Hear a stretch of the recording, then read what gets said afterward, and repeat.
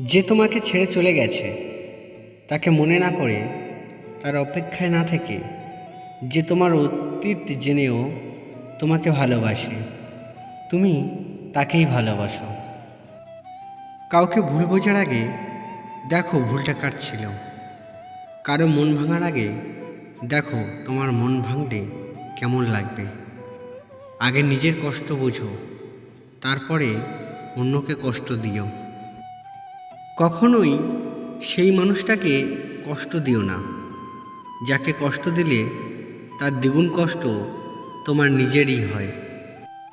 Pencil ছেড়ে যেদিন কলম ধরেছি, সেদিন থেকে ভুল শুধরানোর সুযোগটা হারিয়ে ফেলেছি।